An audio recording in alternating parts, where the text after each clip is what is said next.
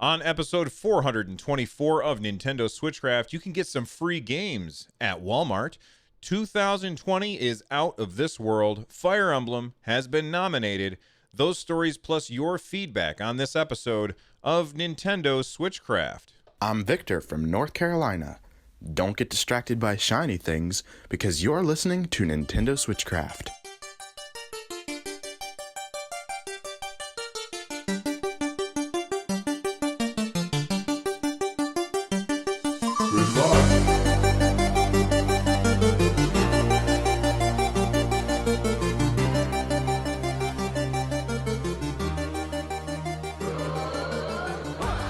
Hey everyone, welcome back to Nintendo Switchcraft, your source for all the Nintendo news that you can shake a stick at. If you are interested in watching the show live, you can do that. We record live every Monday, Wednesday, Friday, and Saturday. You can tune in live by heading on over to twitch.tv/runjumpstomp. This episode of Switchcraft is made possible by patrons like James P. Get Switchcraft and my other content ad-free for as little as $1 by joining the Patreon over at patreon.com/runjumpstomp. And if you want to leave a voicemail like you heard at the beginning of the show, you can do that easily by going to runjumpstomp.com/voicemail from any device, and I may even play it on the show. Before we get started, I just want to remind everyone that I have other podcasts. You can find them by going to runjumpstomp.com/shows. I just relaunched Run Jump Stomp, my original podcast, and it is a almost daily 5 to 10 minute blurbs about video games in general. So please do me a favor and subscribe to that in your favorite podcast player. And in order to do that, just runjumpstomp.com/shows, and you can find out more information there. All right, let's get started. It's time to talk about Nintendo. Shocking pink is new Miss Pac-Man Marshmallow. She's got a shocking pink. Oh. All right, listen up, everybody. You want a free game? Well, sadly, most of us really won't be able to take advantage of this deal that is going to be happening at Walmart. It includes 2 free day delivery. Basically, you can build a bundle. The bundle includes your choice of a Nintendo Switch console, which has 2 options, and we'll get to those options in a second.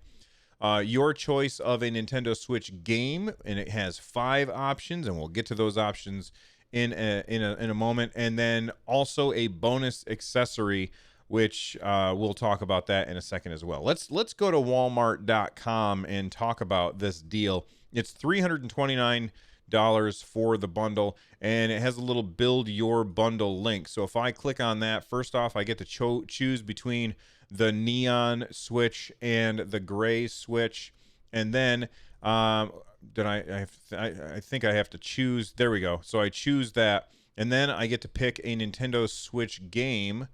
Why isn't it letting me pick the game? It's not letting... Oh, I have to click continue. There we go. Then I have to pick a game, and I get a choice between Mario Kart 8 Deluxe, The Legend of Zelda Breath of the Wild, Super Mario Odyssey, Super Mario Party, and Splatoon 2. Now, let's say that you are thinking of buying a Switch for a friend for Christmas or the holidays or whatever, a birthday celebration. If you're thinking about getting a Switch for somebody, this is a really good deal. And somebody might ask, which game should I get? The answer is 100% from me, Zelda the Breath of the Wild. But I'm curious as to, of these 5 games, which game do you think would make the best part of that gift? So again, I'm going to read off those games again. Mario Kart 8 Deluxe, The Legend of Zelda Breath of the Wild, Super Mario Odyssey, Super Mario Party, and Splatoon 2. So I'm going to pick Breath of the Wild as my game. I'm going to click on continue. And then the other thing that you get is the Ematic Nintendo Switch Type-C to HDMI, USB, and card reader. It converts USB Type-C to HDMI. It includes USB SD/micro SD card slot. Is this saying that this will also allow me to have video out without a dock? That's very, very interesting. I'm not sure that I would trust it. But Walmart is selling it as part of the bundle. I find it odd that it also has SD and microcard slots for.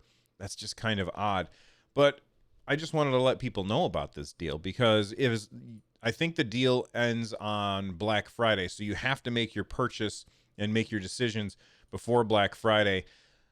Yeah, the people who are listening to this show probably already have a Nintendo Switch. But if you're thinking of getting a second Switch for somebody, then now you have this deal where you're essentially getting a free game. I don't like that they're bundling in that weird accessory that I think most people probably won't find very much use for. But, maybe I'm wrong. Maybe a lot of people will be excited about that. All right, let's talk about another game or another thing. It's a game, The Outer Worlds. I don't think I spoke about this very much yet. I'm going to talk about it on Run Jump Stomp, my general gaming podcast, a little bit. I haven't talked about it on that show yet because I was busy. First off, my recording software broke, and I had to uninstall it and reinstall it, and that meant I had to rebuild all of my scenes from scratch. So that took up a lot of my time. Plus, I posted in the past 24 hours, I posted 3 videos and 2 podcasts, and or 3 videos, a podcast, and then I recorded another podcast for 143 pixels. So I've been really, really busy. The Outer Worlds is an RPG made by the company that made the original Fallout series, not Fallout 3. That's a different company made that. But I did get it through Xbox Game Pass, which if you subscribe to Xbox Game Pass, which I don't have an Xbox, but I have the PC version of that. And so I got that game for free, or I hate saying for free. I got that game with my subscription. And I've been playing, I don't know, a little bit of it, and it's really, really cool. And I know that the game is coming to consoles and Switch very soon, but on the Switch, it is going to be in 2020. Now, this comes from Private Division's PR, or public relations, and they sent this PR to Nintendo Everything. Here's exactly what it says.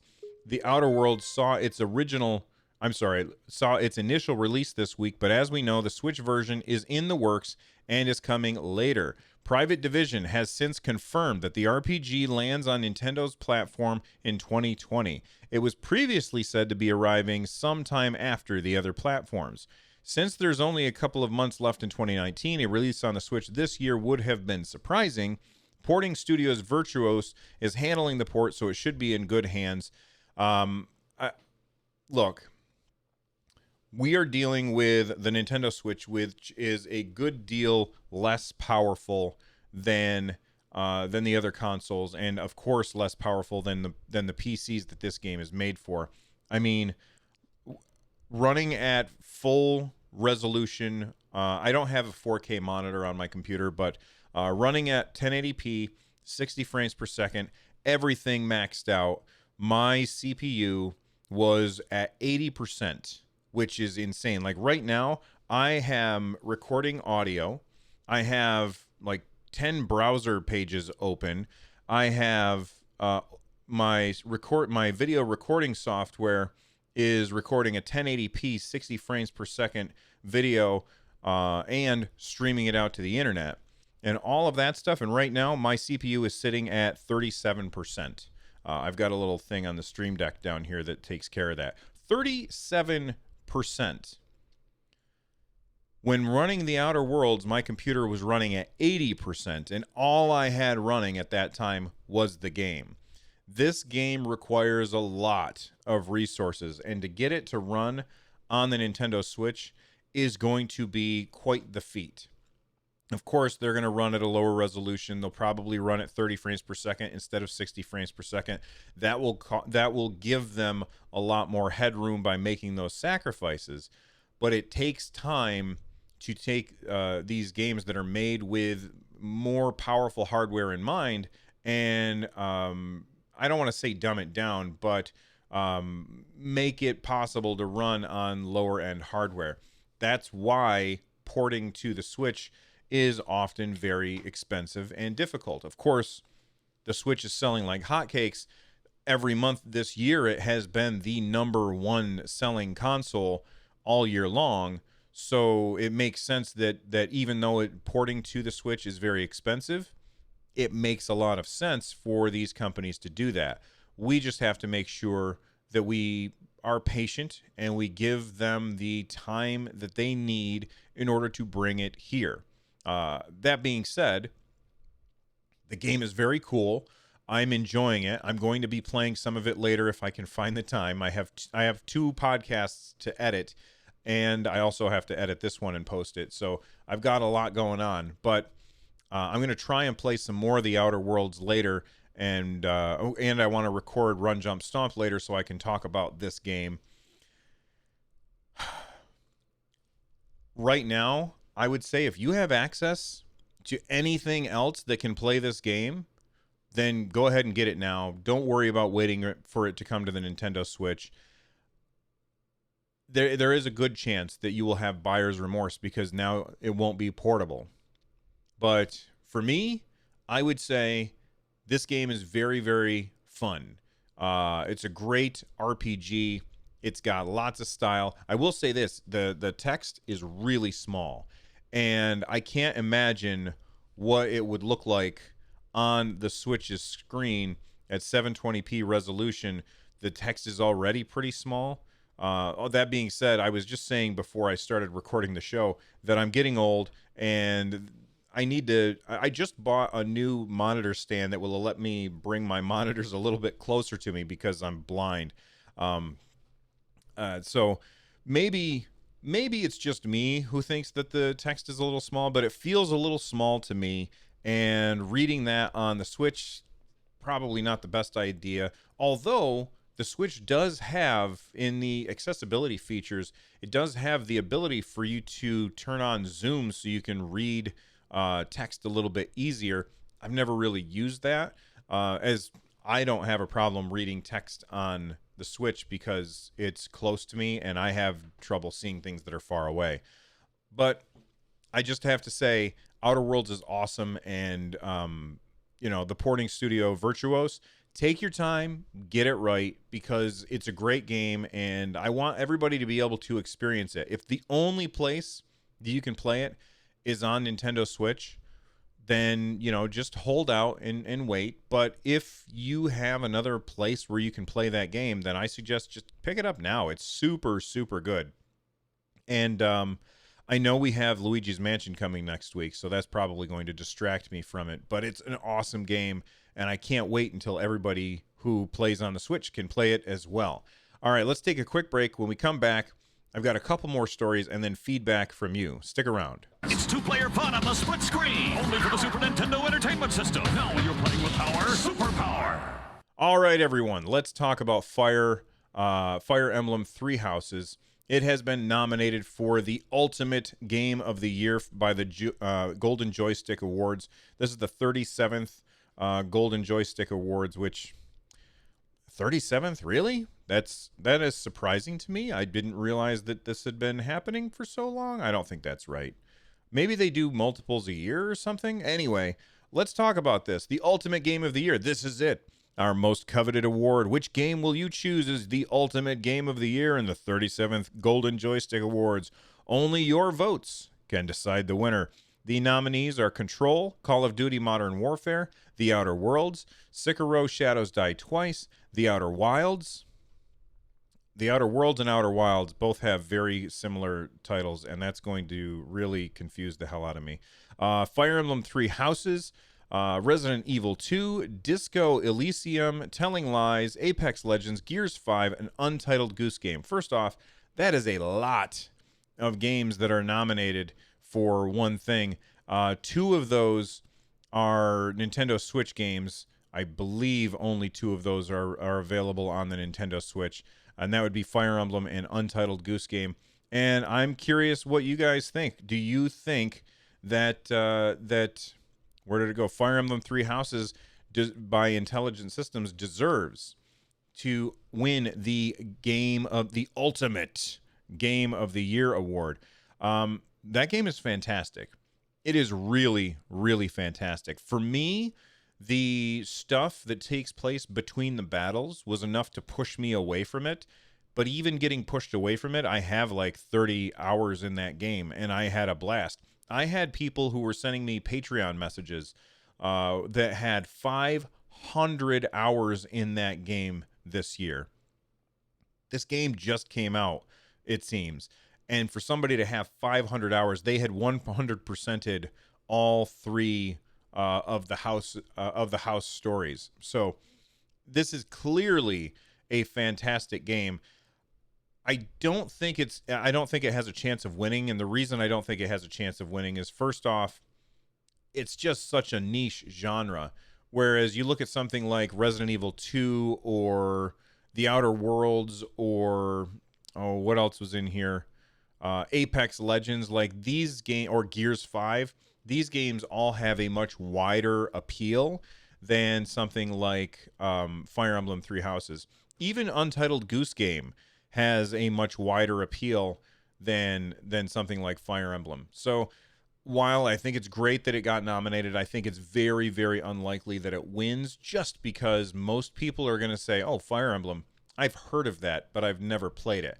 And it's not that that game didn't sell well, because it sold really, really well.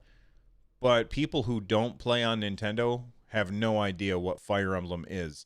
So I just find it interesting that it was nominated at all. Not that I think it's a bad game. I just don't think it has very wide appeal. Anyway, stop repeating yourself, Bill.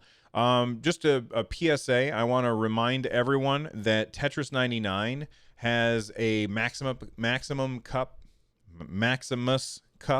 this weekend. This is the 8th Maximus Cup. And in order to, or if you play it and you earn your 100 points, you can unlock a theme all like based around Luigi's Mansion. I have not played it yet because, again, yesterday I was incredibly busy, and today I'm going to be incredibly busy, but I have to find time to squeeze in enough battles so that I can get my Maximus Cup Luigi theme, because I love the themes in Tetris 99. It is brilliant marketing for other games, and it keeps me coming back to Tetris 99 over and over and over again. What a wonderful game. I have more hours in Tetris 99 than I do most of the games that I have on my Switch. Obviously not more than Smash or Zelda, but I do have a lot of hours in Tetris 99, and I have to say, it's fantastic. So if you are wondering, how does this work? I'm going to explain real quick. And they explain at tetris99.nintendo.com /Octothorpe events. But right down here, if you play a match, you get first. You get 100 points, you unlock it automatically. If you get second, you get 50 points. Third, you get 30 points. If you're between 4 and 10, you get 20 points. 11th to 30, you get 15 points. 31st to 50, you get 10 points. 51st to 90th, you get 5 points. And 91st to 99th, you get 1 point.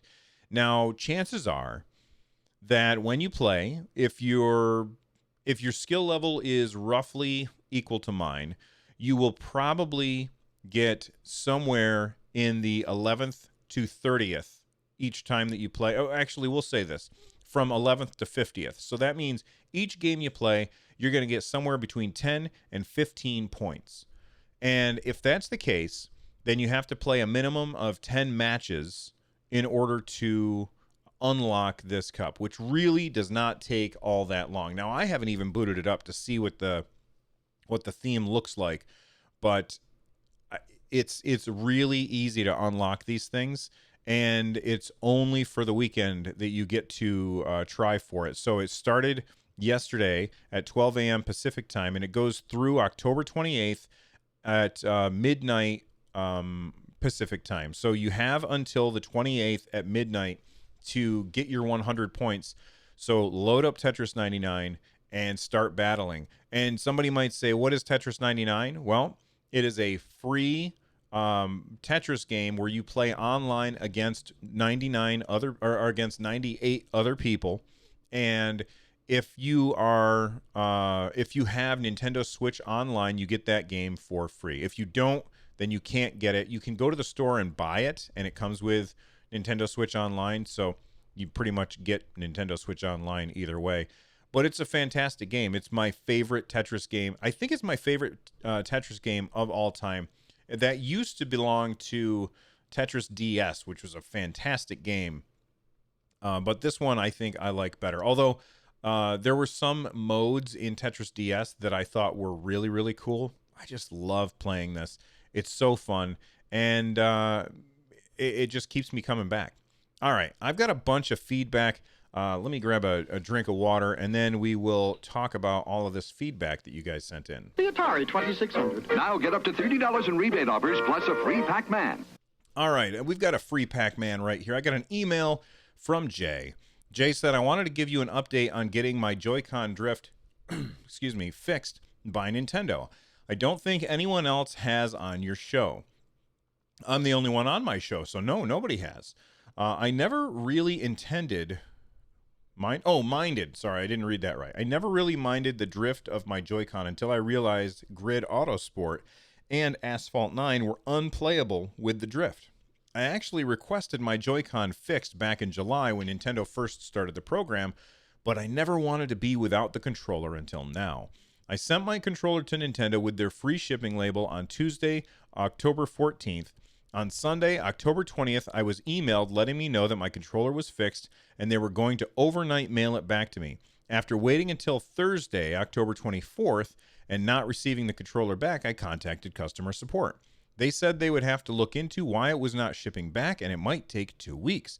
I was really bummed because I was only able to play single Joy-Con games. Luckily, I came home from work the next day and it was sitting on my front porch.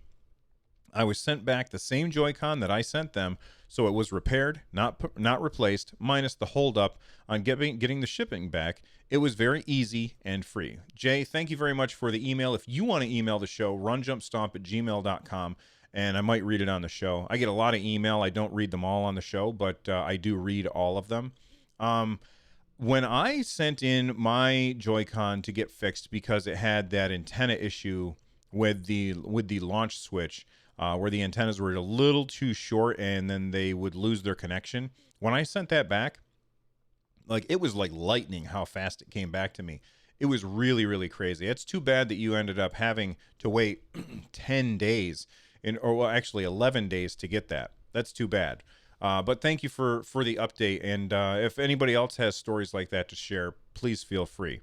A couple episodes ago, I asked people for their best video game related gift memories.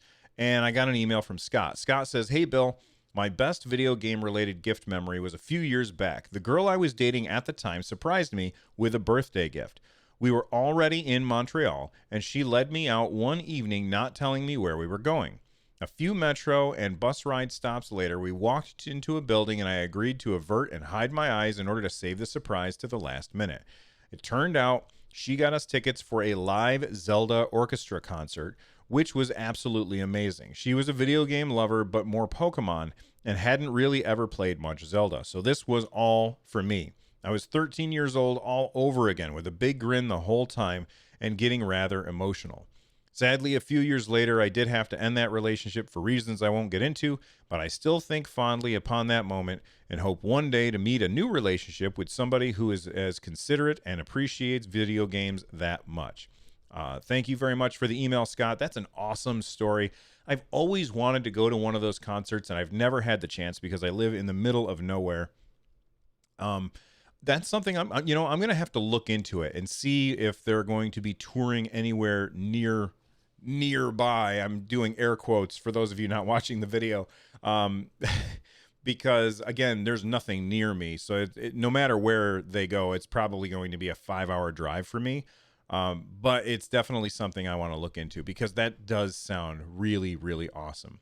I got a tweet from Ivan Rodriguez. They said, just heard about that dentist that spent $1 million on those sealed Nintendo games. Question is, when buying sealed games, how do you know it's genuine without unsealing the actual game? Someone could have just made the packaging and sealed it up. And you know what? That's a very good point. I actually have on the shelf behind me Super Mario Brothers 2 sealed in a box. And I don't know that it's sealed. Well, actually, hold on. No, that's not right. That's not true. It's not Super Mario Brothers 2. It's because that one's not sealed. I do have Donkey Kong for the ColecoVision. You can't see it because my chair's in the way, but Donkey Kong for the ColecoVision is on the shelf behind me, and that's sealed in a box. And I'm just assuming that the person is being honest when I bought it. I didn't spend a lot of money. It's not like I'm Mr. Dentist Man with the $1 million. So I didn't spend tons of money on it. I'm just going to assume that it was.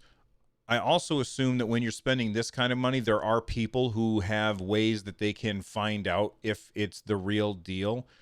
Just like when you take a painting to an art dealer and they can look at the brush strokes or something and be like, yes, this is a genuine Picasso. No, this is a fake. I'm sure that there are ways of telling, but I don't know what they are. That's a really good question, though, Ivan. So thank you for sending that in. And speaking of Ivan sent in a second, not a question this time, but they wanted to let people know about this Bluetooth adapter that they got. It is just bought this bad boy. Bluetooth, USB-C, and USB adapter from Ghoulie Kit. That's a weird name. They are awesome and took 10 seconds to set up and work with my Bose Quiet Comfort. I am now wirelessly listening to my games on the Switch. So if you look at the picture, basically it's got like this USB-C thing, and you've got USB-C on the bottom of your Switch. So you just snap that in, and then you can connect your Bluetooth headphones to your Switch. Now, my question to Ivan is, and look at that. He even sent us a picture of it hooked on his Switch. That is really small. That is very good. I like the way that looks. My question is, if you have a Bluetooth headset that has microphones, because I would really like to know if you can use voice chat on something like say Fortnite, because Fortnite has built-in voice chat, and normally what you would have to do is you would have to use the 3.5 millimeter jack for your headphone jack on the top of your Switch. But if you have headphones that have built-in microphone, then perhaps this is the way to go. I would love to find out if that's a possibility. So Ivan, if you could let us know, that would be fantastic. That would really be awesome. All right. I think that's it for today's episode. If you want to become part of the community, head on over to runjumpstomp.com/Discord. You can also watch the show live at twitch.tv/runjumpstomp, and you can get a hold of me through email or Twitter. This show is part of the Giant Sized Team Up Network. For more information, check out gstu.net. And if you are looking for ways to support the show, head on over to runjumpstomp.com/thank-you. And don't forget, I've got other podcasts that you can check out. If you like this one, you're probably going to like the other one. You can find all of those over at runjumpstomp.com/shows. I have Run Jump Stomp as one of them. 143 Pixels, which is coming out on November 5th. And it'll actually have like a preview that comes out before the 5th. I'll let you all know when that happens. I also have StadiaCast, and then, of course, Nintendo Switchcraft. But please take a minute, go to runjumpstomp.com/shows and subscribe to all of those shows, because the more people that download those, the more that people are going to be able to, the more that people will end up checking them out. Anyway, I'm out of here. The music that you are hearing right now is Corneria, Star Fox Remix by Noteblock. I will see you next time. Stay awesome. Bye-bye.